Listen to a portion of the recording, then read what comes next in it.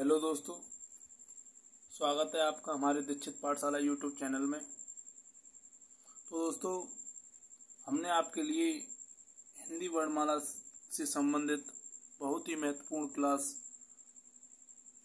से संबंधित आपके लिए हमने जानकारी दी और उसमें हमने आपके लिए बताया व्यंजनों के उच्चारण के स्थान के बारे में।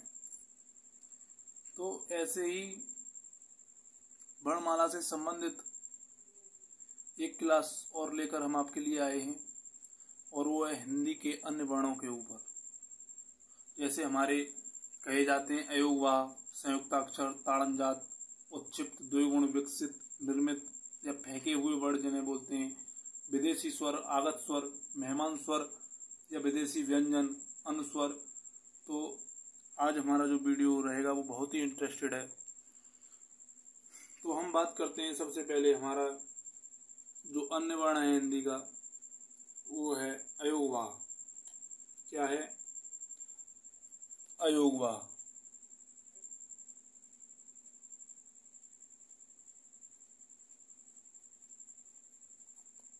अयोगवाह। तो इनकी संख्या 2 होती है। कितनी होती है? इनकी संख्या 2 होती है। कौन कौन से होते हैं? एक तो इसमें आती है हमारी छोटी अंग, जिसे हम अनुस्वर कहते हैं।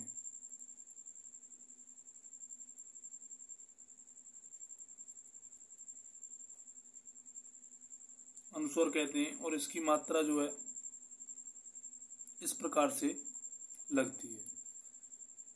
तथा जो दूसरा है वो है बड़ी अंग, जिसे हम बोलते हैं,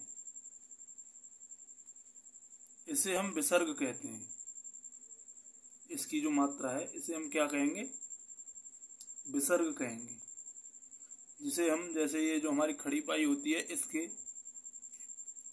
साइड में ऐसे लगाते हैं। जैसे इसका हम प्रयोग करते हैं जिस समय हम लिखते हैं अतः, तो ये हम जो लगाते हैं ये, तो इनका प्रयोग व्यंजन वर्णों के साथ नहीं होता है। इनका प्रयोग केवल स्वर के साथ होता है। तो हम लिख लेंगे इनका प्रयोग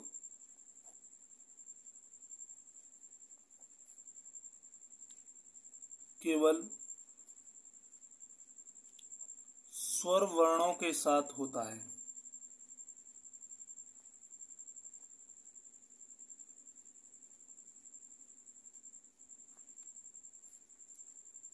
इनकी सदैव 2 मात्राएं मानी जाती हैं। कितनी मात्राएं होती हैं? इनकी सदैव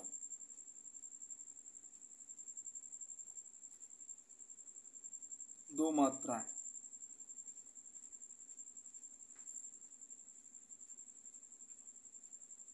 मानी जाती हैं। तो ये जो अयोगवाह है वो समाप्त हुआ। अब इसके बाद में हमारा अगला आता है संयुक्ताक्षर। क्या आता है? संयुक्ताक्षर।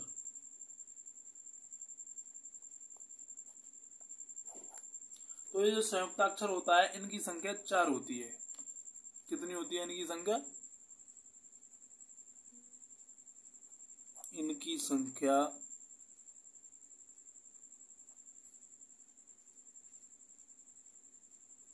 4 होती है। तथा ये कौन कौन से होते हैं संयुक्ताक्षर? एक तो हमारा होता है छ, त्र, ज्ञ और आपका स्र। तो संयुक्ताक्षर का मतलब होता है कि किन्हीं वर्णों से मिलकर बना हुआ वर्ण संयुक्ताक्षर कहलाता है। तो जैसे इनका जिस समय हम उच्चारण करेंगे या फिर इन्हें हम देखेंगे कि ये कैसे बनाया गया है इनको, तो ये जो हमारा छ है इसके लिए हमने इसमें आधा का पूरा स प्लस आ ये इसका वर्ण विच्छेद है, तथा क प्लस स, इन दोनों को मिलाकर हमने छ बनाया है। तथा ऐसे ही इसी प्रकार त्रा आता है हमारा, तो त्रा में आधा त, आधा र प्लस अ,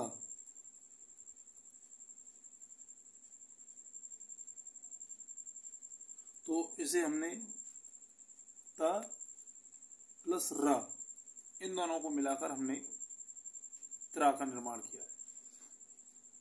फिर इसके बाद में हमारा आता है ज्ञ।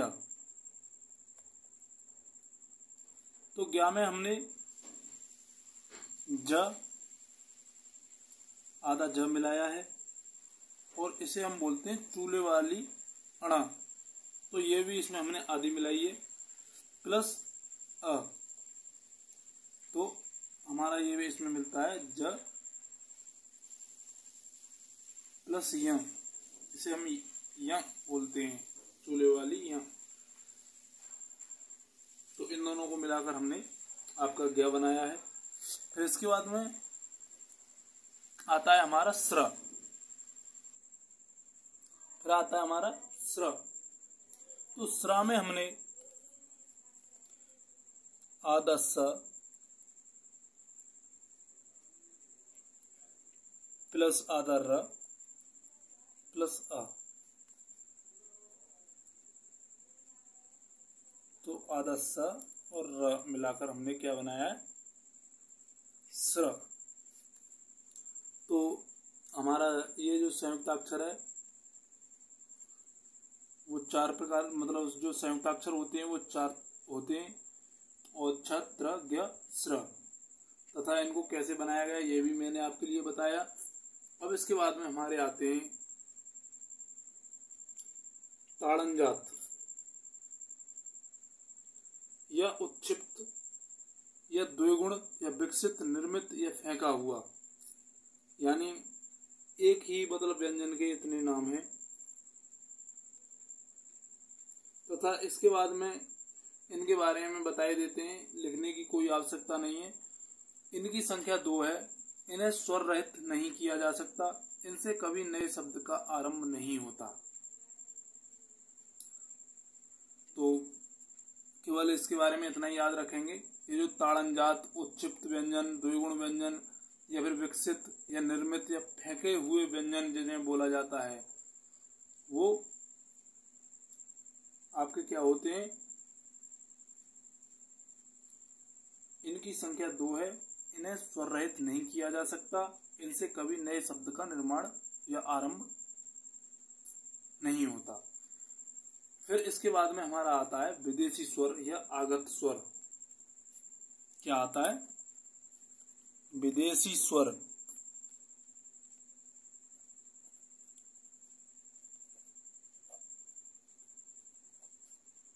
या इसे हम बोल देते हैं आगत स्वर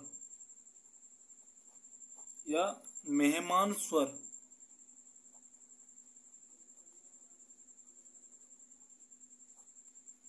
तो इसमें अर्धचंद्र बिंदु आता है। क्या आता है, अर्धचंद्र बिंदु जो होता है, जिसे हम बोलते हैं अर्धचंद्र बिंदु, चंद्र बिंदु।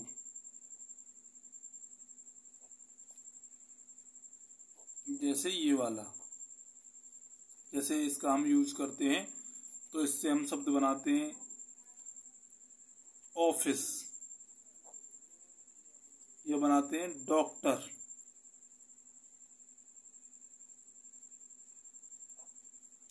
जैसे लिखते हैं लॉकर या टॉफी। तो जो हमारा चंद्र बिंदु जिसे हम बोलते हैं, अगर उसमें आ जाता है कि इसका क्या नाम है एग्जाम में किसी में, तो उसमें आपके लिए ऑप्शन मिलेगा विदेशी स्वर या आगत स्वर या मेहमान स्वर। तो इनमें से कोई एक मिले तो उसे लगा दीजिएगा। फिर उसके बाद में आपके आते हैं विदेशी व्यंजन। क्या आता है? विदेशी व्यंजन।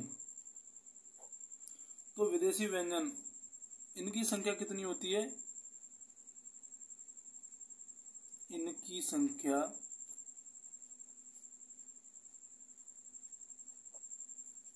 5 होती है। तथा कौन कौन से होते हैं ये 5?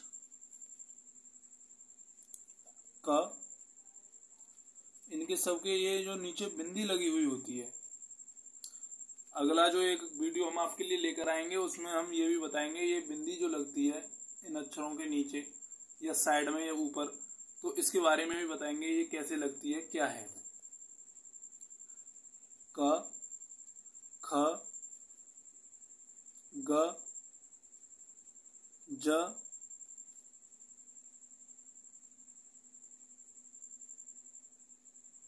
और आपका फ।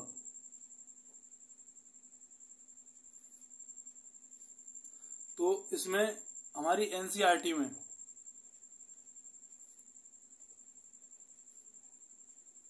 इनकी संख्या 3 मानी गई है। केवल ख, ज और फ, ये 3 ही लिए गए हैं। तथा इससे जो अगला आता है हमारा, वो आता है अनुस्वर। क्या आता है? अनुस्वर। तो इसमें हमारा ये जो है अंक की जो बिंदी होती है वो है, तो अनुस्वर का तद्भव रूप चंद्र बिंदु होता है। कोई पूछे कि चंद्र बिंदु किसे कहते हैं, तो अनुस्वर का तद्भव रूप चंद्र बिंदु होता है। तो इसमें हम लिखे देते हैं आपके लिए, अनुस्वर का तद्भव रूप चंद्र बिंदु होता है। तो हमारी क्लास आज यहीं समाप्त होती है। आज हमने आपके लिए हिंदी के अन्य वर्णों के बारे में बहुत ही विस्तृत रूप से बताया है। ऐसे ही अच्छे कंटेंट और कॉन्सेप्ट के साथ पढ़ाई करने के लिए हमारे चैनल को ज़्यादा से ज़्यादा सब्सक्राइब करें और वीडियो को लाइक करें तथा साथ ही ऑल पर क्लिक करें और घंटी वाले बटन को दबाएं और ऑल पर क्लिक करें, जिससे हमारा आने वाला हर नया वीडियो आप तक आसानी से पहुंच सके। और अगली क्लास का इंतज़ार करते रहें। तब तक के लिए जय हिंद दोस्तों।